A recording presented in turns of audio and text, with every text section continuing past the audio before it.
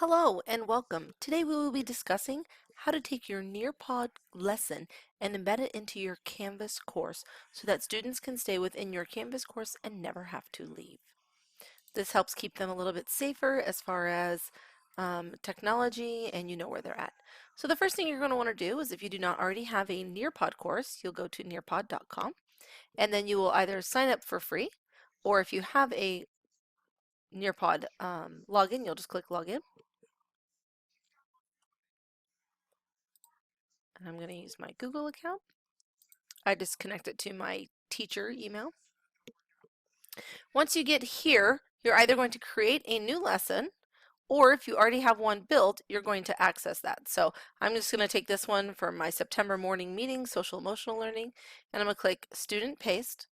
And when I get the student paste one, that means that they can work through it at their own pace. Now, if you are not familiar with Nearpod, it allows you to take your Google Slides or your PowerPoint presentation, and it allows you to add in pieces such as videos. You can add in questions or quizzes, polls, graphing, drawing activities, so that as they're going through the presentation, either with you while you're presenting it and they're on their device, or by themselves, there is an accountability held for it. So they don't just go through it quickly, they have to watch and respond and interact with it.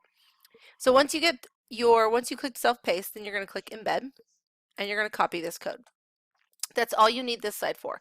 So if you've never looked at Nearpod, I strongly suggest it's an amazing platform, and it's free. They have a lot of free ones that you can just download. So you'll see that this has Nearpod at the top, this little icon. So that when I downloaded, I also take my previously created Google Slides and then put them in here, and then I add pieces to them. Like I said, I add questions, interactive pieces, so that they can be engaged throughout the whole lesson. Then I'm going to go over to my Nearpod, or I'm going to go over to my Canvas core page, and I'm just going to, for purposes of this, I just have a test course, and I'm going to be creating this Nearpod embedding. So I have a module, and then I have a lesson I've created. If you don't have one, you'll need to create a module and then create a new lesson. You could also do this in a quiz. Any of the assignments that you do pages, any of those you want to, it's the same process. So then I'll click edit. And once I get to edit, I'm going to take that embed code. So if you're not aware, on the top right hand side, there's this little cloud-like icon, and you're going to click that. And if you saw when I hovered over it, it says embed. And then I'm just going to place in my code. Now, unlike when I put in my Google Slides, when I put in the Nearpod, it is very small, and I don't like the size of it. So I'm going to show you a couple of things. First, I'm going to center it. And if I was putting this in, when I put this in my actual lesson, I'll put instructions above or instructions below the icon. But I also want to click this right here. This is your HTML editor. So I'm going to click it, and this is the code that we just put in. It's the same as we had when we put it from the Nearpod. But I'm going to look for width and height because I want my box to be larger, and I'm just going to double it. And I find that I like that size, and I'll click it again, and I'll see the new size. And I like that size for the students.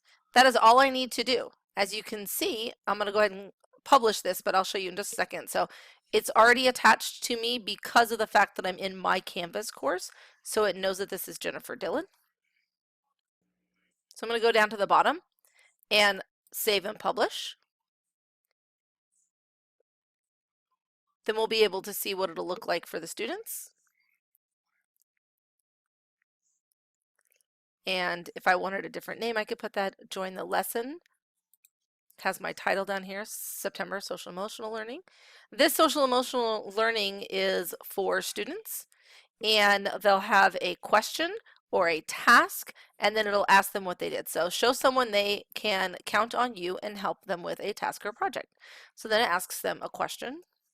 What is one project or task you can help with? So I would write down here, and I might write taking out the trash,